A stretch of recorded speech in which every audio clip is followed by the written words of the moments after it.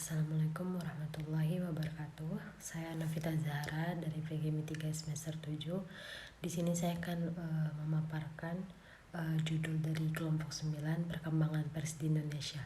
Nah, pers adalah lembaga sosial atau social institution atau lembaga kemasyarakatan yang merupakan subsistem dari sistem pemerintah di negara di mana ia beroperasi. Nah, bersama-sama dengan subsistem lainnya. Adapun yang di zaman Belanda, pada tahun 1928 di Jakarta diterbitkan Javasche Coren yang isinya memuat berita-berita resmi pemerintahan, berita lelang, dan berita kutipan dari harian-harian di Eropa. Sedangkan di Surabaya terbit pada tahun 1935 yang kemudian namanya diganti menjadi Surabajas News and Advertisement. Nah, adapun di zaman Jepang, ketika Jepang datang ke Indonesia, surat kabar-kabar yang ada di Indonesia diambil alih pelan-pelan. Beberapa surat kabar disatukan dengan alasan menghemat alat-alat tenaga. Tujuan sebenarnya adalah agar pemerintah Jepang dapat memperketat pengawasan terhadap isi surat kabar.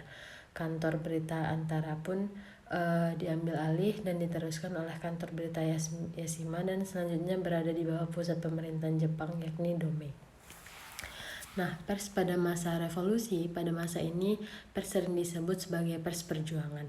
Pers pada masa demokrasi liberal, masa ini merupakan masa pemerintahan parlementer atau masa demokrasi liberal. Nah, pers pada masa demokrasi terpimpin, pergolakan politik yang terus terjadi selama era demokrasi liberal menyebabkan Presiden Soekarno mengubah sistem politik yang berlaku di Indonesia. Nah, adapun pada masa Orde Baru, seperti pada masa-masa sebelumnya, masa Orde Baru pun akhirnya tumbang oleh kekuatan rakyat yang dimotori oleh para mahasiswa.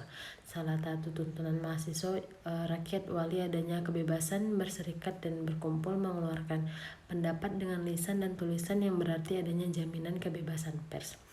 Nah, adapun pada masa reformasi, kebebasan di Indonesia dalam era reformasi ditandai dengan lahirnya Undang-Undang Nomor 40 Tahun 1999 tentang pers. Dengan adanya undang-undang tersebut, setiap orang boleh menerbitkan media massa tanpa harus meminta izin kepada pemerintah seperti sebelumnya. Nah, selanjutnya saya akan menjelaskan materi dari kelompok 10 yang berjudul Kebutuhan Publik dan Penerbitan Pers atas Berita. Dari ruang sastra inilah ruang publik politis muncul dan dianggap sebagai cikal bakal semangat kemunculan pers, yang dimana di dalam ruang publik sastra, setiap individu privat diberi hak yang sama dalam menyampaikan pendapat, pandangan maupun kritik.